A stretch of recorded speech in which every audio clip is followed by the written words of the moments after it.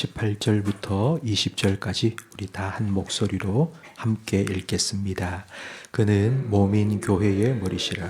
그가 근본이시오 죽은 자들 가운데서 먼저 나신 이시니 이는 친히 만물의 으뜸이 되려 하심이요 아버지께서는 모든 충만으로 예수 안에 거하게 하시고 그의 십자가의 피로 화평을 이루사 만물 곧 땅에 있는 것들이나 하늘에 있는 것들이 그로 말미암아 자기와 화목되게 하길 기뻐하심이라. 아멘. 어제 새벽에 십자가는 하나님의 지혜라고 말씀을 드렸습니다. 십자가가 하나님의 지혜인 이유는 하나님은 거룩하시며 동시에 사랑이십니다.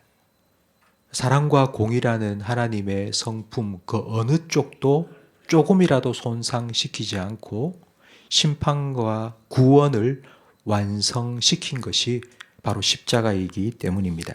하지만 사람들은 십자가에 달린 예수님을 믿지 않으려 합니다. 사람들이 원하는 신은 자기 문제를 해결해 줄, 기적을 행할, 자기 문제를 풀어줄 지혜가 있는 신이기 때문입니다. 사람들에게 십자가는 걸림돌이고 어리석고 미련한 것처럼 보입니다.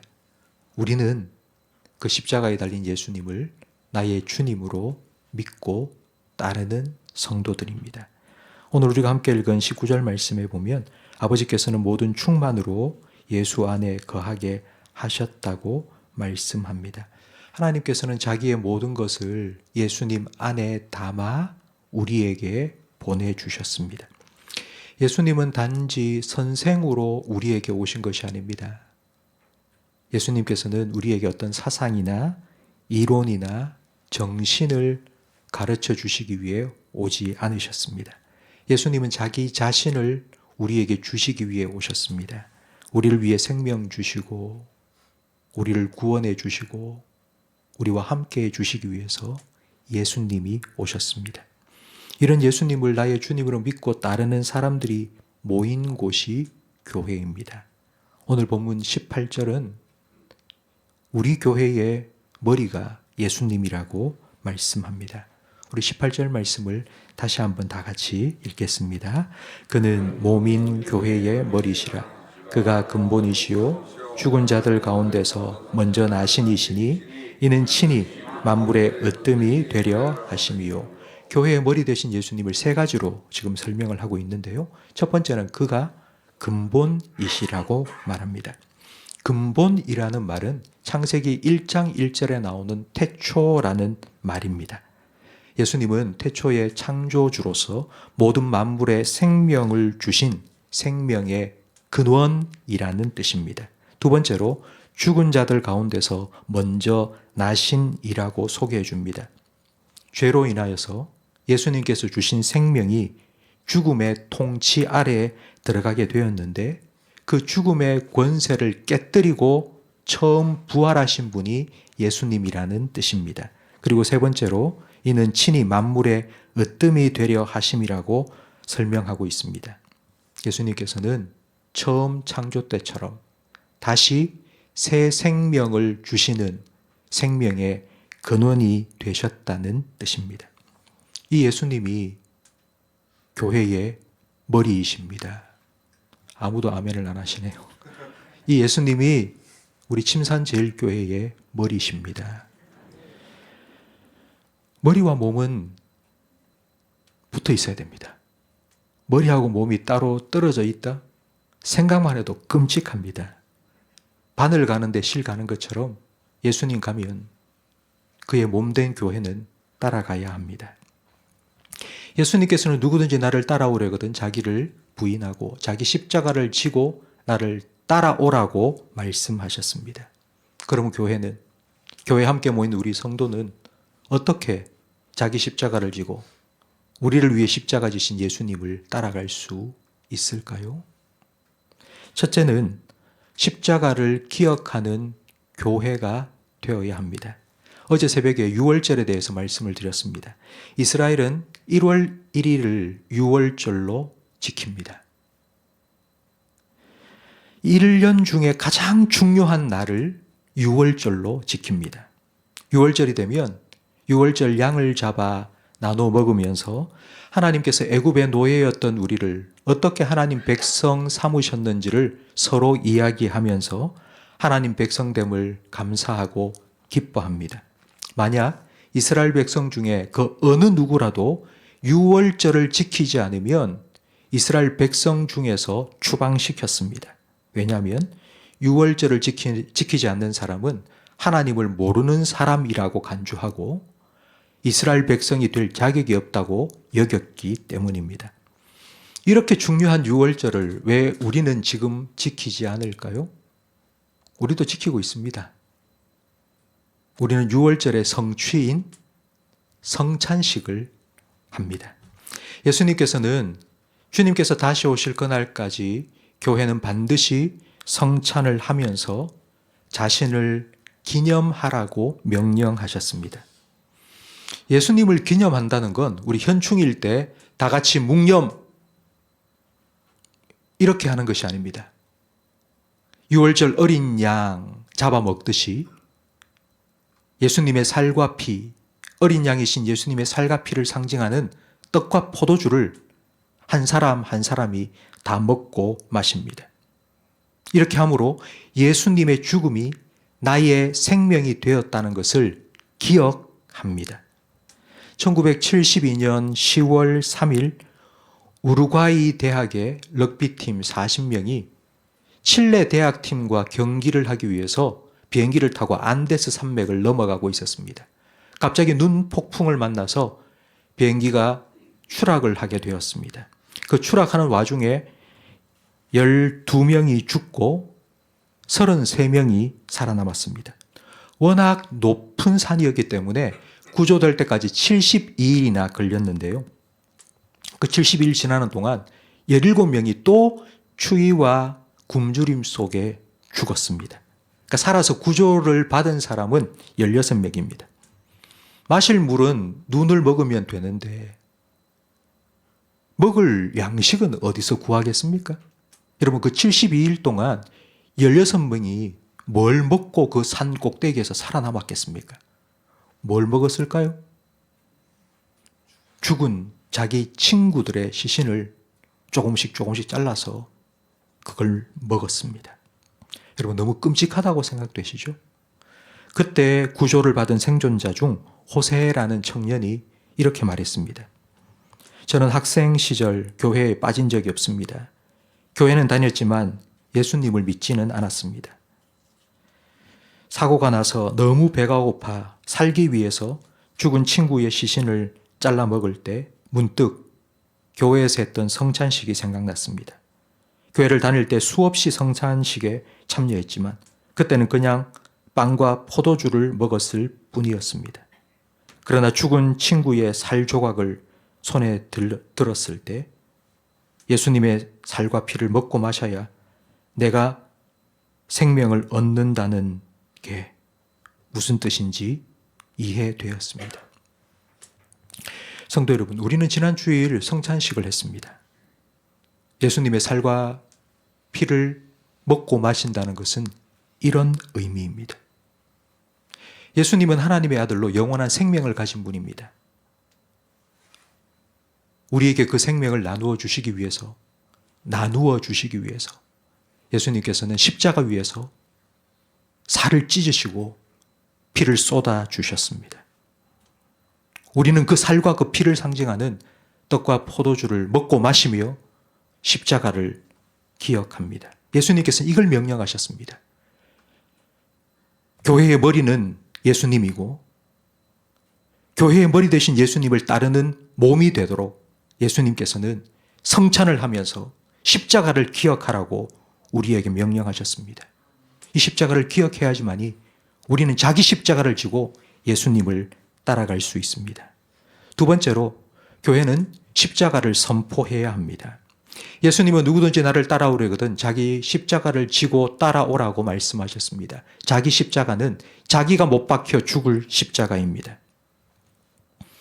그러면 내가 죽어라, 내가 스스로 목숨을 끊어라, 이런 뜻이 결코 아닙니다.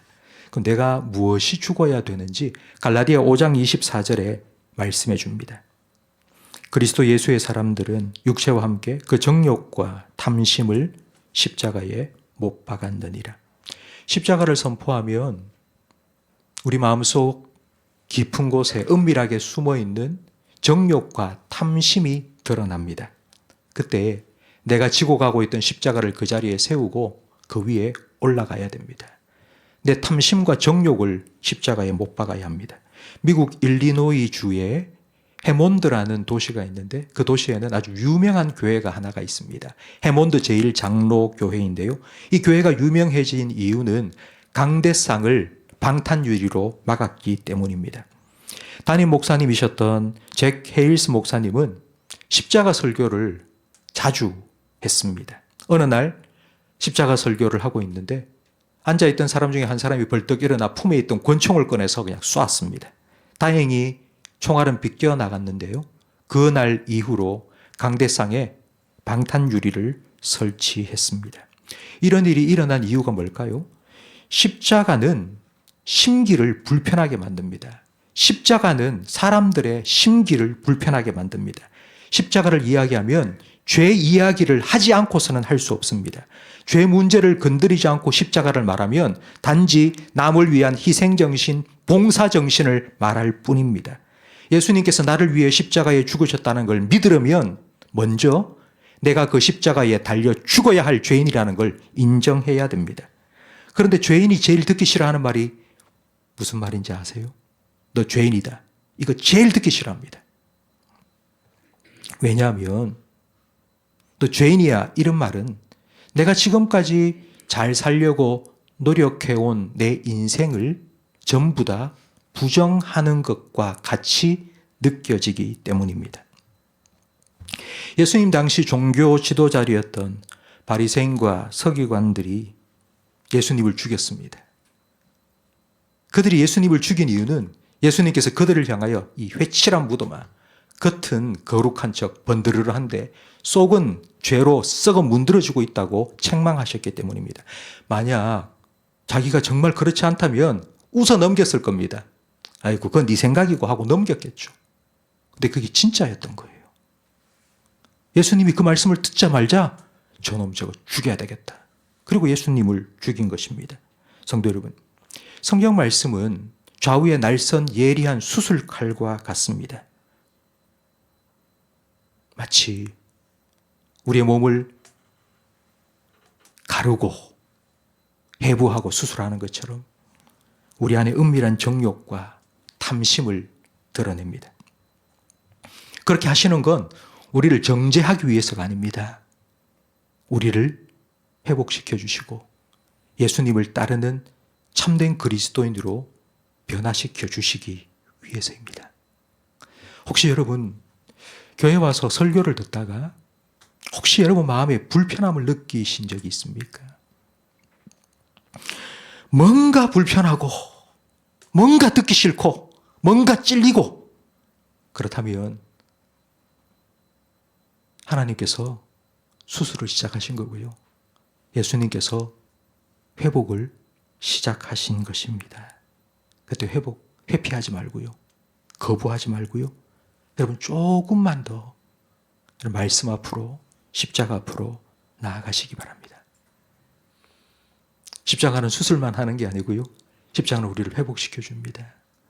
수술 자리가 아물고 새살이 돋아나듯이 우리의 정욕과 탐심이 제거된 그 자리에 예수님을 더 닮아가고 싶은 거룩한 열망이 생겨나게 되고요.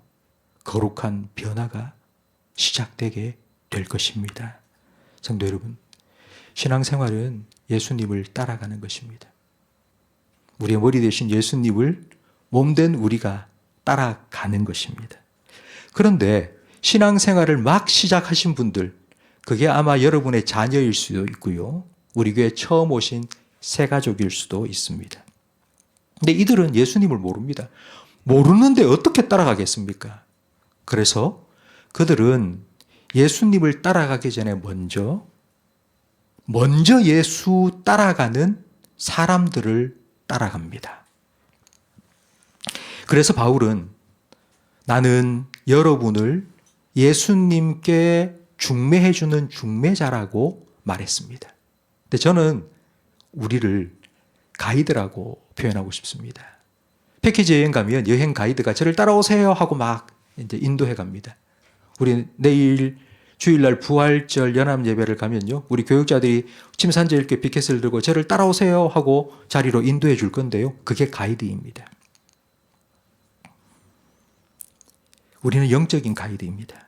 가이드는 자기가 가본 곳까지 사람들을 데려갈 수 있습니다. 내가 만난 예수님께 사람들을 데리고 가는 영적인 가이드, 바로 저와 여러분입니다. 예수님을 향한 여행을 막 시작한 사람들은 바로 영적인 가이드인 우리를 보고 우리를 따라옵니다. 이 말은요, 우리에게 참 부담스러울 수 있습니다. 그런데 당연한 것입니다. 아마 여러분이 어떤 물건을 하나 산다고 할 때, 뭐 핸드폰을 산다, 아니면 청소기를 산다, 여러분 필요한 어떤 물건을 하나 살 때 그냥 덥석 사지 않을 겁니다. 후기를 10개, 20개 찾아볼 겁니다. 이 물건을 산 사람이 써보니까 어떻더라, 저떻더라, 다 꼼꼼하게 읽어보고, 아, 이게 좋겠다, 저게 좋겠다, 이렇게 결정을 하실 겁니다. 영혼을 선택할 결정을 해야 되는데 더 꼼꼼하게, 더 철저하게 살피는 것 당연합니다. 타 지역으로 이사를 가는 성도님들이 제게 부탁을 합니다. 목사님, 그 지역에 좋은 교회 있으면 좀 알려주세요. 타 지역으로 자녀를 유학 보내는 성도님들도 찾아와서는 목사님, 우리 아들 보내야 되는데 그 교회 좋은 교회 있으면 좀 소개시켜 주세요. 저는 잘 소개시켜 드리지 않습니다.